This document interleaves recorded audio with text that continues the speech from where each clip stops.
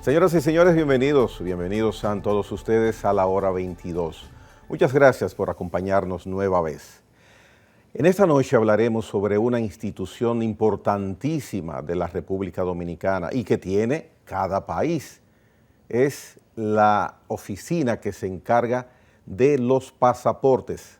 Néstor Cruz Pichardo, director general, está con nosotros hoy día de la Oficina Nacional de Pasaportes. Don Néstor, gracias por estar con nosotros. Buenas noches, Caimari, y gracias por la invitación. Mire, el pasaporte es una herramienta interesantísima. Primero, nos permite no tener limitaciones para en un mundo globalizado poder dirigirnos a cualquier punto del globo terráqueo.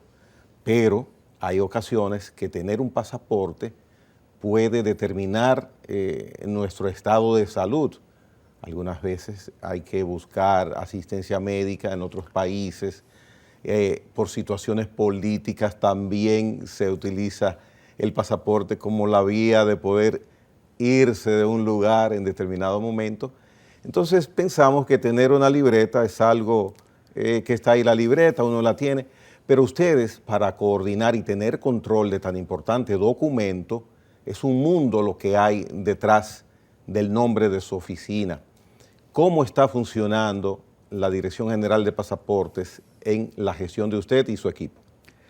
No, gracias a Dios, primero entramos en un momento muy difícil, porque entramos en plena pandemia, donde había una reducción considerable en la producción, habían restricciones impuestas por las autoridades sanitarias, y eso acumuló una gran cantidad de personas haciendo fila, esperando su turno, porque como usted señala, se trata primero de un documento seguridad nacional, que los estados tienen control absoluto sobre la expedición de ese documento a sus ciudadanos y a los extranjeros que son naturalizados, porque se dan situaciones con nacionales que en otros países tienen restricciones, entonces de alguna manera uno tiene que tener control sobre el mismo. Pero volviendo a la entrada de nosotros a la Dirección General de Pasaportes, pues rápidamente tuvimos que modificar esa situación que se estaba dando. Y en unos 15 o 20 días, más o menos, tuvimos que aumentar la producción considerablemente. Pasamos de una producción de 150 libretas que encontramos cuando entramos, pasar a 300, de 300 a 400, para poder nivelar, porque había una presión fundamentalmente en los medios de comunicación de personas que solicitaban una cita y había que ponérsela para 2 meses y hasta 3 meses. Y eso generaba unos ruidos insoportables. ¿Y cuál era el motivo de ese retraso en la capacidad de producción de libretas de ustedes? El motivo que hubo que enviar el 50% del personal por recomendación del Ministerio de Salud Pública, enviarlo a sus casas. Algunos hacían teletrabajo, pero otros simplemente estaban en su casa. Fundamentalmente las personas mayores de 60 años. Todos hubo que mandarlo a su casa. Y en una ocasión, o hace mucho tiempo, una persona de 60 años era una persona que ya había terminado su vida productiva. Pero ya en la actualidad eso ha cambiado de manera radical. Desde luego. Y una persona de 60 años está en plena capacidad de producción. Y de iniciar inclusive nuevos proyectos. Exactamente. Hay muchos emprendedores que a los 60 años que están iniciando su empresa, sus empresas, que en poco tiempo son empresas importantes del país y contribuyen de manera directa a la creación de empleos y a la producción nacional. Entonces, esa situación más el hecho, nosotros tenemos una sala de espera que hubo que reducirla a un 50% en ese momento, y entonces con el número de citas hubo que reducirlo prácticamente al 50%. Eso trajo como consecuencia, como es lógico, una acumulación de solicitudes, porque algo bueno tiene el dominicano, y es que quiere tener su documentación al día, por las razones que usted señala, por un problema de salud, un problema de conocer nuevas experiencias, porque la verdad es que el que viaja aprende mucho. Y ¿usted decía? ¿Cuántas libretas, si ustedes tienen esa estadística al día o a la mano, hay activas que pertenezcan a República Dominicana, incluyendo las libretas que se emiten, por ejemplo, en Estados Unidos? ¿Cuántas libretas tenemos activas? En Estados Unidos y en otros países, porque nosotros tenemos consulados en todos los países con los que la República Dominicana mantiene relaciones diplomáticas. ¿Cada consulado abierto tiene una oficina de pasaportes?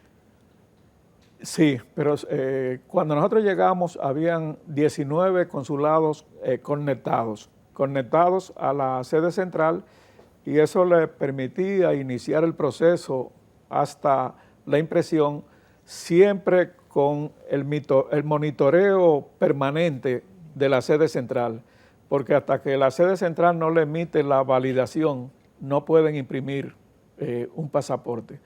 En Estados Unidos teníamos 3, y luego que nosotros llegamos, porque la verdad es que el dominicano en el exterior confronta muchos problemas, o confrontaba muchos problemas para la renovación o la primera emisión de la libreta de pasaporte. Entonces, nosotros hemos entrado en la etapa de reducir esa espera, y hemos comenzado a conectar algunos consulados. Ya lo hicimos con Los Ángeles, con Washington. Recientemente conectamos a Chile, que todo ese cono sur estaba sin un consulado conectado. Tenían que hacer sus operaciones a través de Panamá, pero ya con Chile le queda cerca a Uruguay, a Paraguay, a Argentina, a Brasil. O sea que ahí vamos solucionando el problema, porque entre esos países la diferencia de tiempo en un vuelo es 1 hora, una hora y 15 minutos, pero no más de ahí. O sea que es mucho más fácil que enviarlo a Panamá, para que Panamá le inicie el proceso, a que ellos los hagan desde su sede, aunque en muchos casos tengamos que imprimirle en la sede central. Aún así, cuando le imprimimos en la sede central, pues vía Cancillería, en 2 o 3 días pueden tener ya su documento renovado. Pero cuando entramos, yo recuerdo casos de personas, por ejemplo en Europa, que tenían 3 meses, 4 meses esperando su documento renovado.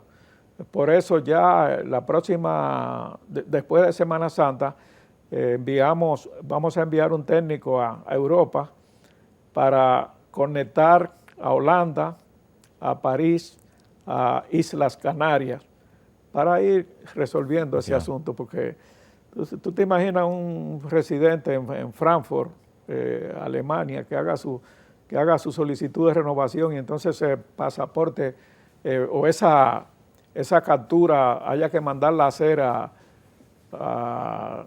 Italia. Pero en Hamburgo hay oficinas. Sí. Mi amigo el cónsul de Hamburgo estuvo en esa silla sentado hace unos días, bueno, a inicio de año, y me hablaba de la gran facilidad que ahora tiene de los dominicanos que viven allá, en esa área de Alemania, pues obtengan su pasaporte. Pero cuando él llegó tenía problemas, principalmente con la máquina de impresión. Hubo que hacer algunos cambios y arreglos, y gracias a Dios está funcionando ya de manera adecuada. ¿Qué tan seguro es el pasaporte dominicano? Porque durante años tuvimos algunos casos, le hablo de muchos años, usted lo conoce, me imagino, esa situación mejor que yo, que había inconvenientes con pasaportes que podían ser falsificables. Surgió el pasaporte biométrico, se dificultó esa situación de que con un pasaporte con tantas medidas de seguridad se pudiera falsificar, alterar. Ahora ustedes tienen proyecto de todavía mejorar más las medidas cruzando al pasaporte electrónico. Sí, sí. ¿Qué tan seguros estamos aquí de nuestro pasaporte? Mira, Caimar, lo que pasa es que hasta el año 2000, alrededor del año 2000, todavía los pasaportes se llenaban manuscritos. La fotografía era grapada, o sea que era un documento sumamente frágil y por eso eran abundantes los famosos machetes. Correcto. Pero tan pronto entramos ya a esa libreta que nosotros estamos usando actualmente, que la fotografía es impresa, que todas las generales del portador son impresas. Esa libreta tiene alrededor de 60 medidas de seguridad. Falsificar, alterar ese documento no es fácil, al menos que no haya la complicidad de autoridades de la Dirección General de Pasaportes, y gracias a Dios en nuestra gestión, que tiene ya 1 año y 7 meses, no hemos registrado ningún caso en ese sentido, ni siquiera intento de soborno, pero si una autoridad se presta a eso, sobre todo en el caso de suplantación de identidades, podrían producirse situaciones. Ahora, en el caso del señor presidente de la República ha sido bien claro en ese sentido, que no va a permitir ningún tipo de situaciones en el gobierno, y esa misma línea hemos continuado nosotros aplicando en la Dirección General de Pasaportes, y ninguno, gracias a Dios, hemos hecho una selección del personal de la que nos sentimos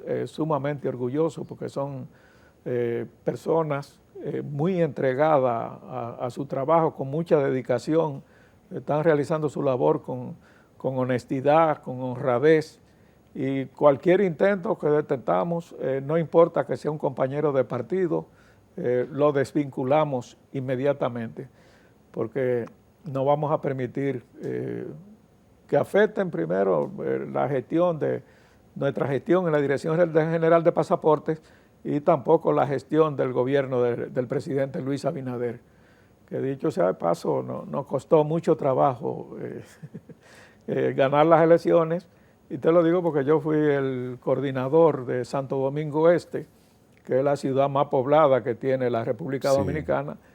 Le coordiné al presidente y conllevó mucho trabajo, sacrificio, esfuerzo, y no vamos a echar por la borda por ninguna inconducta de un servidor público. Bien.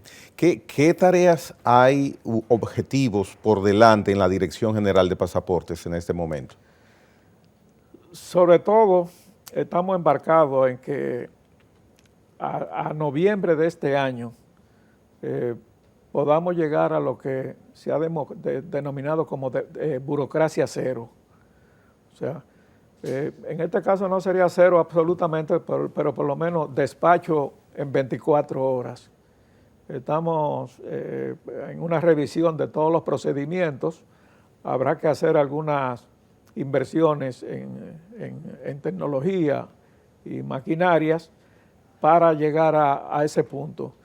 Probablemente tengamos que poner un segundo turno, aunque reducido, para completar, de manera que el dominicano, cuando tenga la necesidad de una renovación o de una emisión, pueda ir el mismo día a cualquiera de nuestras oficinas, hacer su solicitud, iniciar el proceso, pagar los impuestos correspondientes en el Banco de Reservas, y que por lo menos si lo quiere tan urgente, pues tendrá que utilizar el servicio de casos especiales, que conlleva un costo adicional, y si es normal, pues que al otro día pueda recibir su documento renovado. El servicio de casos especiales es lo que popularmente conocemos como servicio VIP. Sí, todavía. Ya no se llama así. No, en la institución no, hay un departamento ya de casos especiales.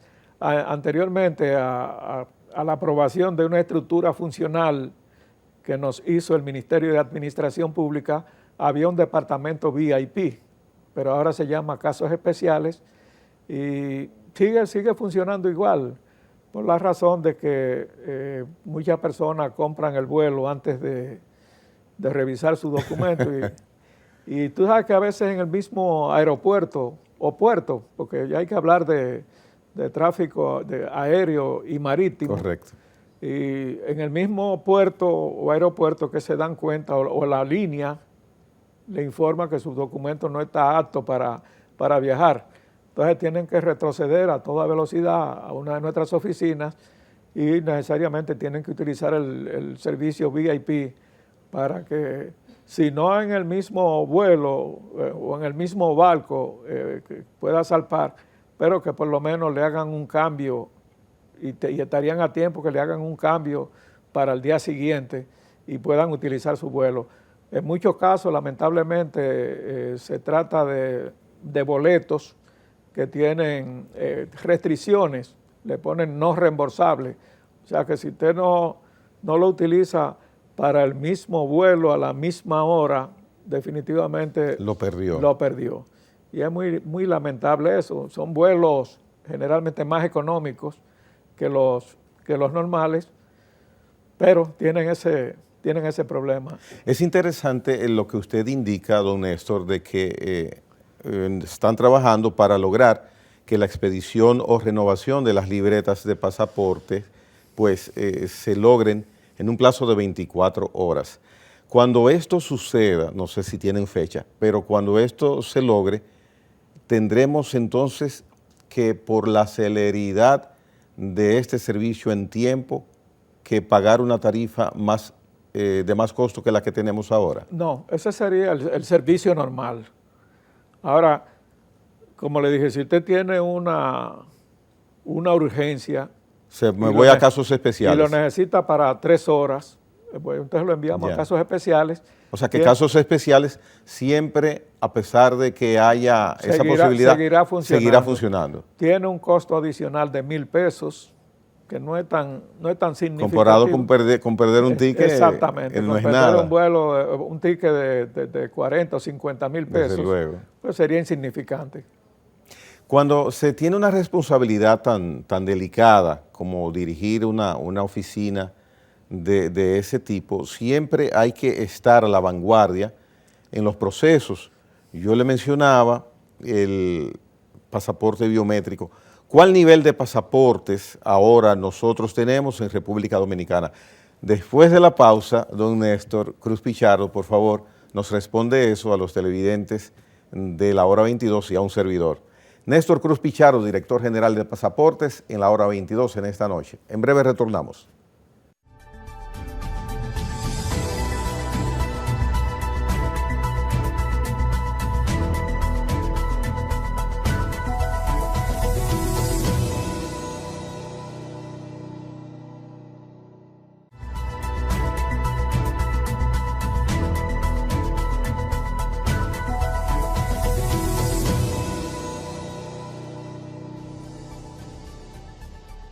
Continuamos la conversación con el director general de Pasaportes. La libreta nuestra, ¿qué mecanismo está utilizando? ¿Biométrico, avanzado? Luego de ahí, ¿estamos a la vanguardia? ¿Qué se espera con nuestra libreta de pasaportes? Como le dije anteriormente, la libreta es muy buena en el sentido de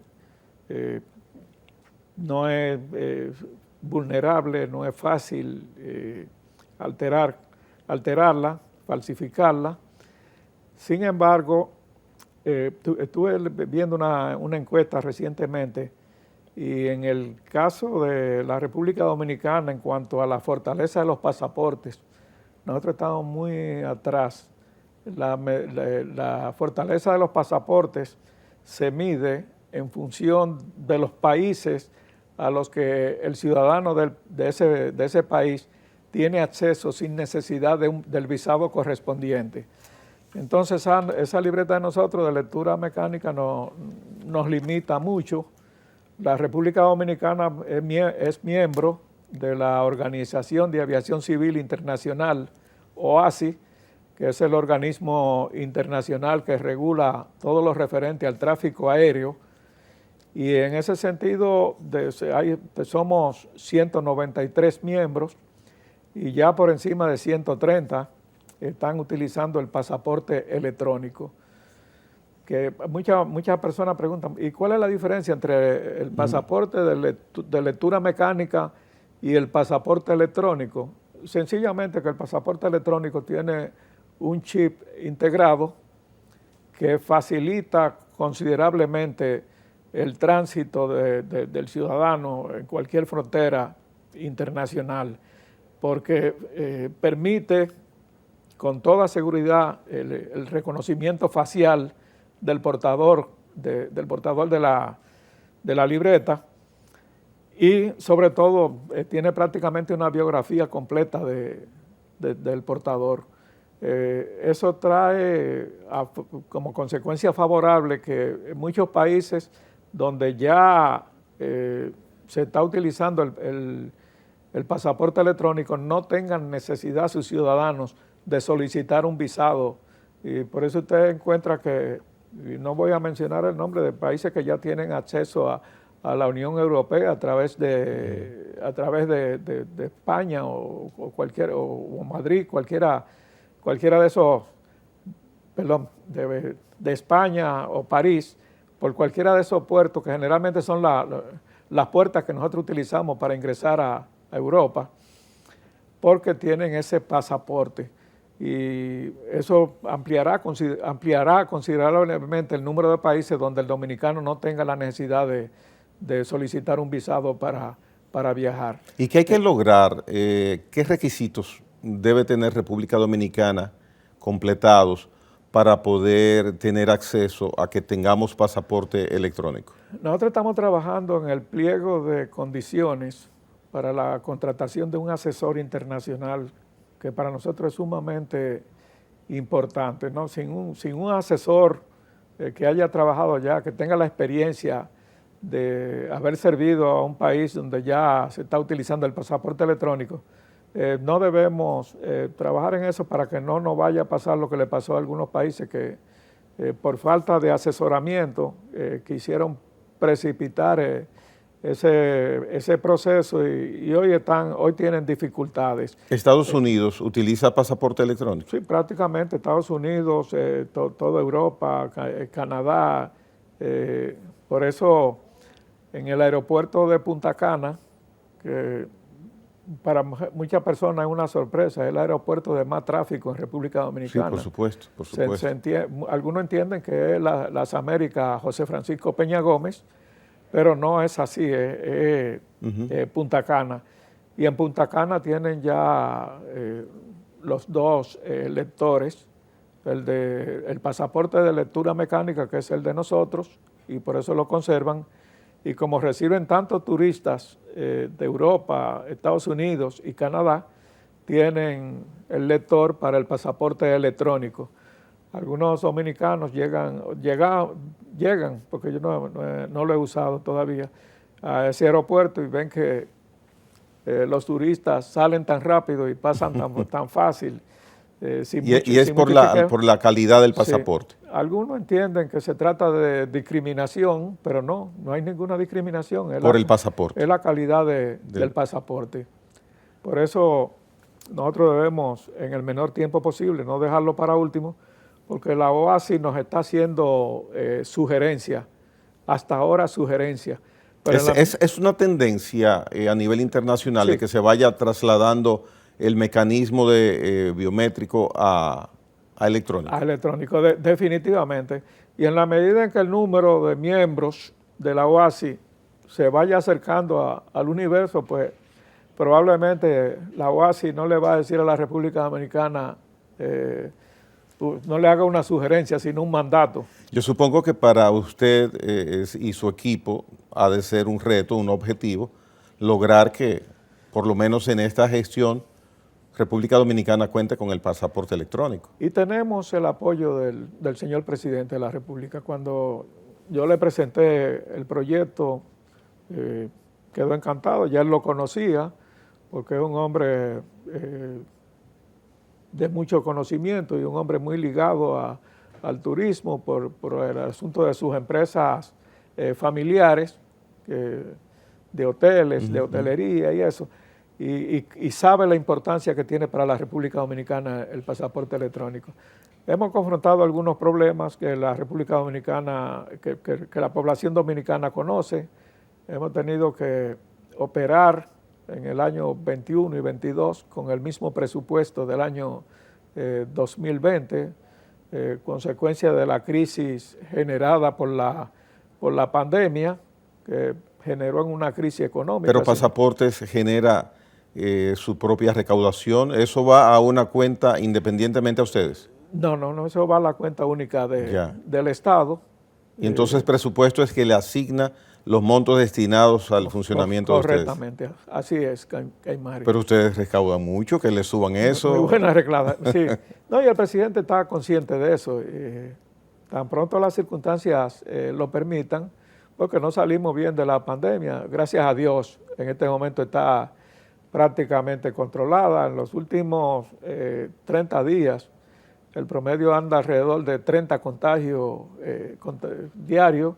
Sí. Y quiera Dios que con el sacrificio y el esfuerzo de todos podamos reducir a cero eso.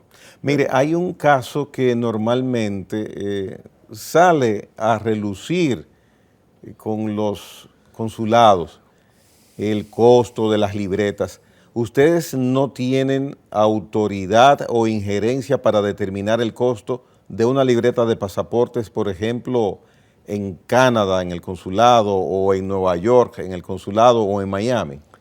La relación de nosotros con los consulados, en el departamento de pasaportes que tiene cada consulado, es suministrarle las libretas y monitorear todo el proceso, desde la solicitud, la captura, hasta la impresión final del pasaporte. O sea, en la parte técnica ustedes la supervisan. Sí, lo que tiene que ver con la tarifa no es gobernabilidad de nosotros. Y entonces disculpe, don Néstor, y esas libretas que usted les suministra desde acá al consulado X, el consulado X las paga a Pasaportes, a la dirección general. Sí, le paga a la dirección general, pero vía la cuenta única del Estado. Son ingresos en moneda fuerte. Pero el costo ustedes no inciden para nada. No tenemos nada que ver con eso. Sí tengo conocimiento que la Cancillería, el Ministerio de Relaciones Exteriores, ha hecho algún esfuerzo por controlar un poco eso. Es difícil que pueda igualarlo, porque hay muchas diferencias entre un consulado y otro. Y la vigencia, por ejemplo, una libreta va al consulado X. ¿La vigencia de esa libreta se determina por un sello o por la libreta misma? ¿Cómo se maneja eso? No, en la impresión debe constar fecha de expedición, fecha de expiración. Porque en los consulados imprimen los datos, llenan el formato. Y hasta que la sede central no hace la revisión de ese documento y le da la validación, no pueden imprimir. ¿Y qué ustedes confirman del llenado de esos pasaportes que hacen los consulados? ¿Cuáles son las referencias? ¿Los datos de la persona? O sea, lo que se pueda saber, porque ahí es un documento, como usted dice, de seguridad. Generalmente son casos normales. Se le hace una revisión ordinaria. Ahora, cuando algún solicitante despierta sospecha, en el sentido de que pueda haber una suplantación de identidad, o en muchos casos, como tenemos en el Departamento de Antifraude de la Dirección General de Pasaportes, de personas que se han operado huellas, esos casos son retenidos hasta que no se hace la investigación correspondiente, consultando con todos los departamentos de investigación de República Dominicana e inclusive con la Interpol, pues no se procede a validarlo. Ustedes aquí en la Dirección de Pasaportes son quienes activan las libretas que los consulados reciben de sus clientes. Efectivamente, sí. Ya. O sea, la activación se da desde aquí. Se da desde la sede central. Y aquí, señor director, ¿qué requisitos hay? ¿Qué puede limitar a una persona para que no se le emita una libreta de pasaportes? ¿Hay alguna limitación? Sí, pues nosotros tenemos, cuando llegamos, habían alrededor de 3.000 casos que se encontraban en el Departamento de Antifraude en investigación. Una cantidad por suplantación de identidad, porque la verdad es que la Junta Central Electoral ha tenido que hacer un trabajo bastante grande, porque en esa materia en República Dominicana no había mucha organización. Hay que los oficiales del Estado Civil en los pueblos nombraban a la persona más influyente sin importar el nivel de preparación, y se cometían tantos errores. Y nosotros hemos encontrado tantos errores de repetición, de dos personas con el mismo número de libro, de folio, increíble. Personas que le han robado la identidad a otra. Entonces, todo eso hemos tenido que irlo procesando uno a uno. Hemos ido liberando muchos casos, pero hay otros que resulta imposible. Hemos tenido la colaboración bien amplia de la Junta Central Electoral, porque nosotros, la fuente de datos de nosotros por excelencia es la Junta Central Electoral. Hasta que la Junta Central Electoral, la gente se está quejando mucho ahora de que se le pide un acta de nacimiento, pero es que anteriormente cualquiera sacaba una cédula, cualquiera sacaba un acta de nacimiento, utilizando no siempre medios lícitos. Entonces la Junta Central Electoral ha tenido que, de alguna manera, autentificar ese documento que ellos mismos emiten.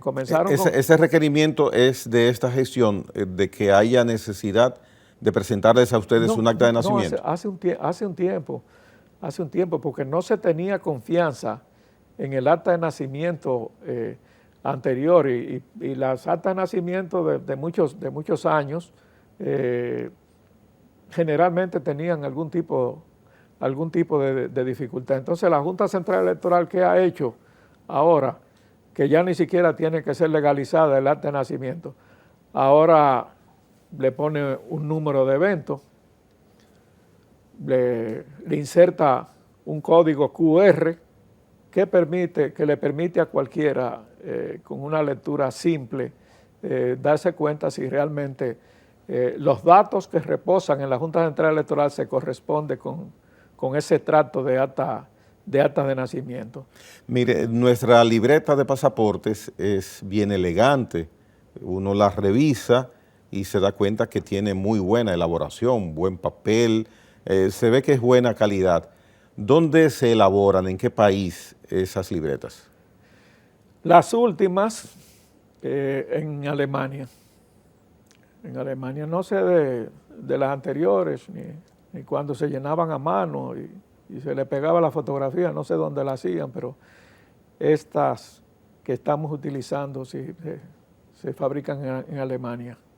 Y el abastecimiento para que no haya escasez, como vimos que se anunció que teníamos problemas de lentitud para recibir pasaportes, y la justificación válida, se entiende, siendo así, es que las libretas se habían acabado, que había muy pocas, sobre todo las libretas para los consulados. ¿Cómo está esa situación? ¿El almacén de ustedes tiene muchas libretas? Parece que tomando en cuenta esa experiencia anterior, porque la verdad yo estaba lejos de estar en la Dirección General de Pasaporte, porque hace mucho tiempo ya pero se produjo una crisis nacional por la ausencia de libretas. Entonces parece que la administración anterior, tomando en cuenta esa experiencia negativa, y yo fui muy dichoso porque me dejaron bien abastecido. Cuando llegué habían en almacén en especie timbrada unas 360,000 libretas y al mes de estar ya en la institución me llegaron otras 500,000 y hemos estado trabajando con esa y ahora que estamos trabajando en una licitación que ya la hicimos y de esa licitación después que fue adjudicada ya nos llegaron 250,000 más, o sea que tenemos y antes de junio deben llegarnos otras 250,000. O sea que esas son las que usted indica se se elaboraron en Alemania. Esa y las anteriores también, porque es una libreta buena, muy buena. La misma casa sí. Produjo aquellas y estas. Sí, así es. Eso es así. Bien. Muy buena libreta, con mucha medida de seguridad. Dicen que para la delincuencia no hay nada imposible, pero se le hace muy difícil poder falsificar ese documento. ¿Y la fama del pasaporte dominicano en este momento? ¿Tiene usted algún indicio de cómo evaluarlo? Ustedes son miembros de OASI, tienen informaciones periódicas de OASI. ¿Cuál es nuestro posicionamiento en imagen? Sí, la valoración de nuestra libreta es buena. Sin embargo, la fortaleza, que fue lo que le estuve explicando anteriormente, que se mide en función de los países en que se pueden visitar sin el visado correspondiente, ahí estamos por debajo de algunos países que a mí hasta me sorprende. Y por eso mi preocupación y el deseo de que la República Dominicana entre cuanto antes a la utilización del pasaporte electrónico, porque eso sí nos va a abrir muchas fronteras que en este momento todavía tenemos ese requisito y ese proceso tan tedioso muchas veces de solicitar un visado para visitar un país determinado. ¿Y piensa usted que se podría lograr en esta gestión que crucemos?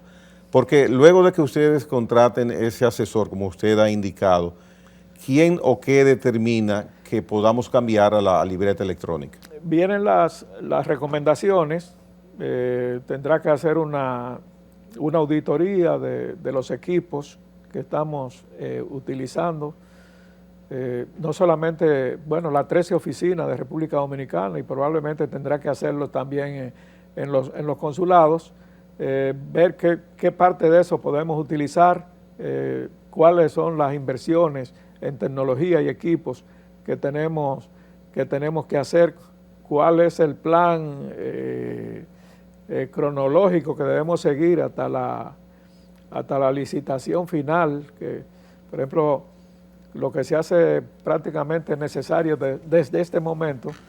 Nosotros tenemos una impresora, que eso nos retrasa un poco, que tiene la capacidad de imprimir en cada tirada unas 30 libretas. Con el pasaporte electrónico la recomendación es una impresora que tira por encima de 150 libretas. O sea, eso nos va a ampliar la capacidad de servicio. Además, tendrá que hacer ese asesor las gestiones para que la República Dominicana, pagando el tributo correspondiente, pase a ser miembro del Directorio de Claves Públicas, que es un organismo apéndice de la OASI, que conecta a todos los países del mundo y por eso es que facilita tanto el tránsito de los ciudadanos por el mundo. Bien, esperemos que ustedes puedan lograr eso para beneficio de nosotros, los dominicanos, y la imagen de la seguridad que tienen nuestros documentos, sobre todo este que es el documento de viaje, el pasaporte. Vamos a hacer una pausa, en breve retornamos para el segmento final de esta noche de la hora 22.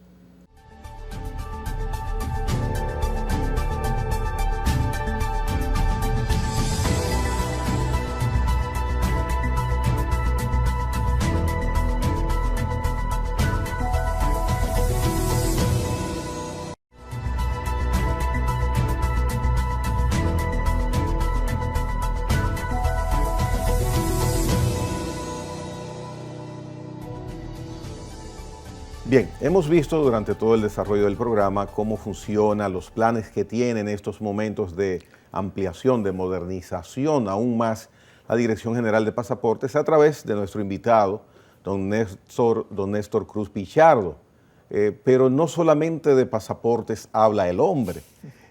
Don Néstor ha sido legislador en varios periodos y actualmente es miembro del Comité Ejecutivo del Partido Revolucionario Moderno, el Comité Nacional se llama. Comité Nacional. Entonces, yo quisiera aprovechar la oportunidad de que pasemos momentáneamente de las libretas al plano de importancia noticiosa que es ahora su partido. En junio, o antes de junio, tengo entendido que será en mayo, ustedes renovarán por mandato de ley las diferentes direcciones, tanto nacionales como provinciales, de su organización. Yo quisiera que usted me dé su opinión de cómo van esos preparativos y le pregunto al mismo tiempo, ¿usted piensa que puede el PRM salir ileso en imagen, en armonía de esa contienda interna? Después de la convención de delegados que aprobó las reformas que se hicieron a los estatutos de la organización, primero para adecuarla a la Constitución de la República, porque nuestros estatutos prohibían la reelección del presidente cuando fuera miembro del partido, y en ese sentido hubo que hacer esa corrección, porque en el orden de jerárquico de la norma jurídica, ninguna disposición inferior a la Constitución puede estar por encima de ella, y en el caso de unos estatutos, de ninguna manera. Pero ese fue el punto de partida hacia ese mandato de la ley electoral que nos obliga a celebrar, a renovar los cuadros dirigenciales a todos los niveles del partido. Debe culminar el 30 de junio, comenzando por el Comité Nacional y la Dirección Ejecutiva como máximo organismo de dirección, y se definieron, y sobre todo yo quiero destacar, Caimar, qué interesante fue esa reunión de esa convención de delegados, cuánta armonía, cuánto hemos madurado, porque nosotros tenemos la experiencia de que venimos del partido viejo, del partido al que pertenecimos prácticamente la mayor parte de nuestra vida, donde se cometieron muchos errores, donde generalmente cuando íbamos a unas elecciones el partido andaba por un lado y el candidato por otro, y por eso, a pesar de que fue un partido creado en 1939 en La Habana, Cuba, apenas gobernó 12 años y 7 meses. Sin embargo, partido de menos tiempo de su fundación, pues han gobernado mucho más. Y no voy a hablar solamente del Partido Reformista, sino del PLD antes de su división.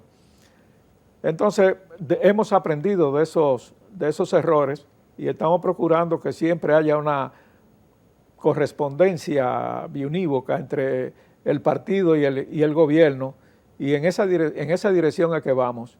Por eso, en cuanto a método de elección en la convención, se tomó una decisión prácticamente a unanimidad.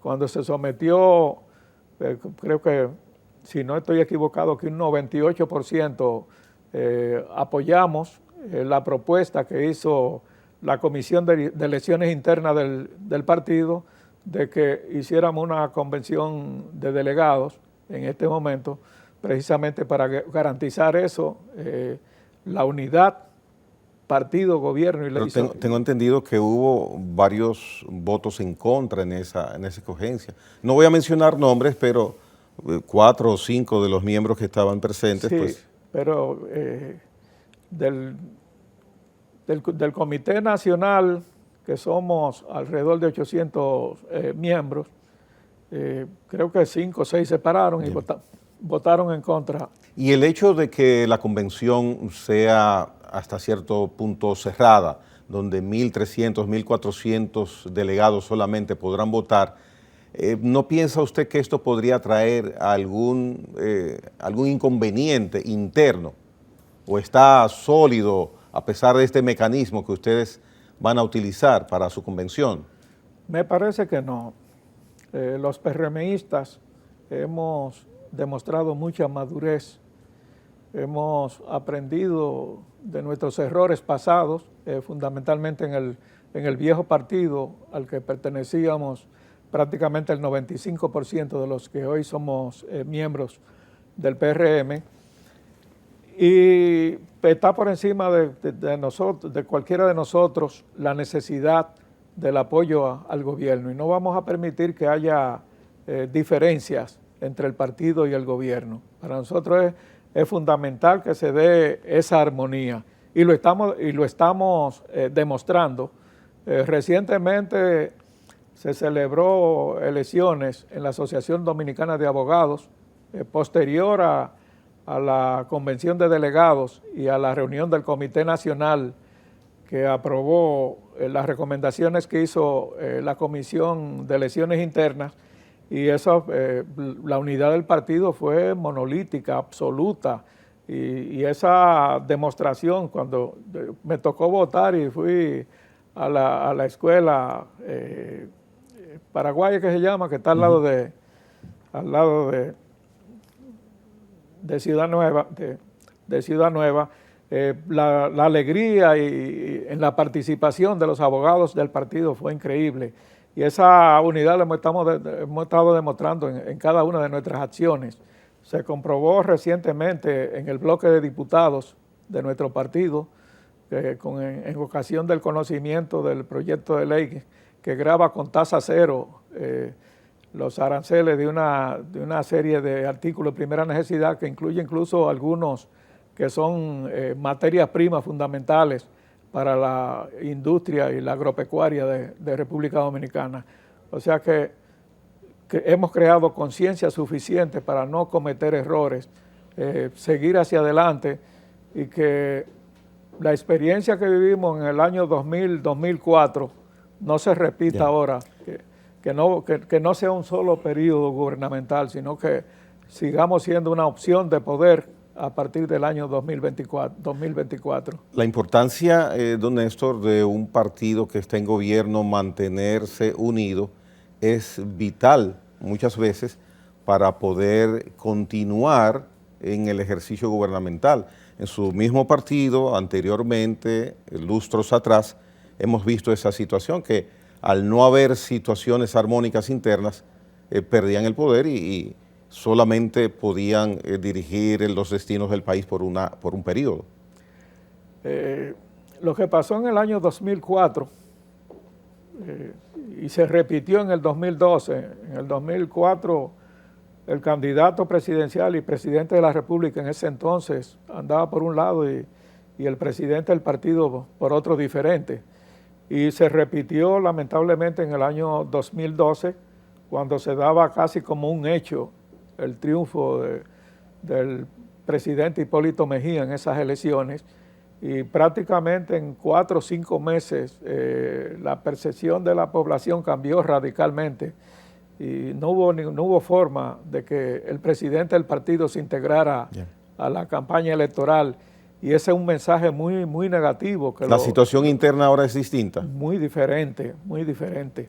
El partido en un 100% prácticamente está identificado con la gestión de gobierno que está realizando el presidente Luis Abinader, que dicho sea de paso, aunque no lo ha anunciado, pero es el virtual candidato presidencial de nuestra organización para el año 2024. Y en cuanto a la presidencia del partido y la Secretaría General del PRM, ¿qué usted piensa que va a suceder en la convención? ¿Repiten los actuales incumbentes? Si ganamos con la conducción, que primera vez que se da esa situación en la República Dominicana, que un joven de menos de 40 años sea el presidente de una organización política de la fortaleza del PRM y que una mujer sea la secretaria general, yo creo que ahí hay un mensaje bien claro de que se trata de una organización que está tomando en cuenta la juventud dominicana y que está tomando en cuenta ese segmento poblacional tan importante que es la mujer, que constituye por encima del 50% de la población dominicana. Entonces, si ganamos con ellos, ¿por qué inventar? Yo no veo razones alguna para que este partido nuestro no relija en sus posiciones tanto al compañero José Paliza como a Carolina Mejía como secretaria general. Bien, don Néstor Cruz Pichardo, ya le agradezco su participación en este programa, hablándonos en las primeras dos partes sobre lo que es la Dirección General de Pasaportes, donde usted es su director, y el último segmento que lo hayamos dedicado a la parte de política de su partido, Partido Revolucionario Moderno. Le agradezco, les reitero, que haya estado con nosotros acá. Gracias, Caimari. Bien, Buenas señores, noches. Mañana tendremos otra oportunidad de encontrarnos a la misma hora, aquí en la hora 22. Hasta entonces, si Dios quiere.